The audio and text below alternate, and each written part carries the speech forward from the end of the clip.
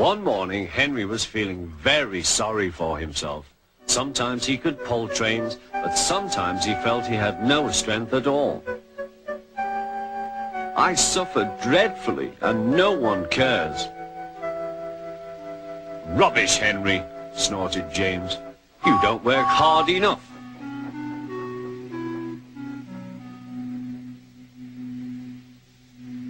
Sir Topham Hatt spoke to him too. What's wrong with you, Henry? You have had lots of new parts and new paint too, but they've done you no good.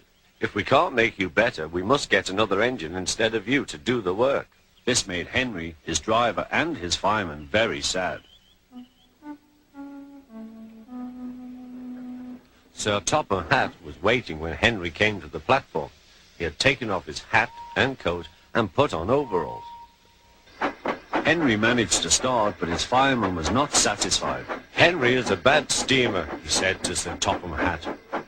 I build up his fire, but it doesn't give enough heat.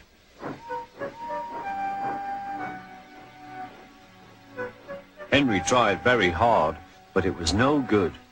He didn't have enough steam and came to a stop outside Edward's station.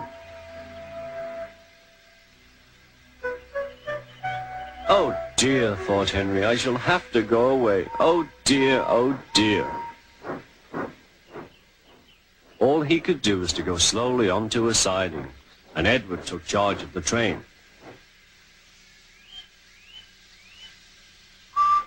Sir Topham Hatt and the fireman went on discussing Henry's troubles.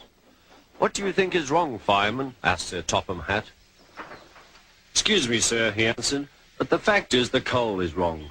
We've had a poor lot lately, and today it's worse. The other engines can manage, they have big fireboxes.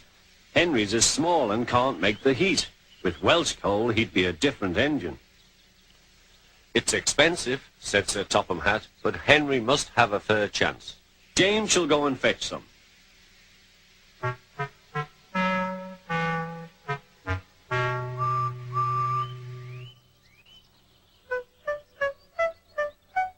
When the Welsh coal came, Henry's driver and fireman were excited. Now we'll show them, Henry, old fellow. They carefully made his fire, putting large lumps of coal like a wall round the outside. Then the glowing middle part was covered with smaller lumps. You're spoiling my fire, complained Henry. Wait and see, said the fireman. We'll have a roaring fire, just when we want it. The fireman was right. When Henry reached the platform, the water was boiling nicely, and he had to let off steam. How are you, Henry? Peep, peep, whistled Henry. I feel fine. Have you a good fire, driver? Never better, sir, and plenty of steam. No record breaking, warned Sir Topham Hatt. Don't push him too hard. Henry won't need pushing, sir. I'll have to hold him back.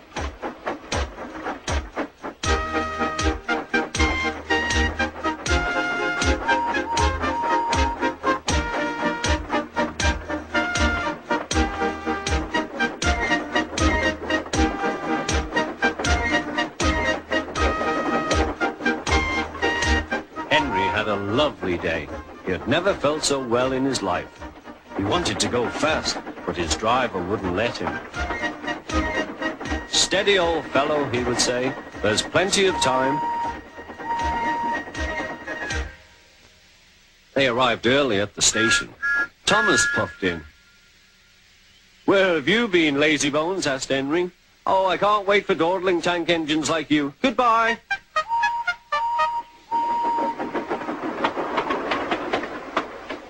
Whoosh, said Thomas to Annie and Clarabel. Have you ever seen anything like it? Both Annie and Clarabel agreed that they never had.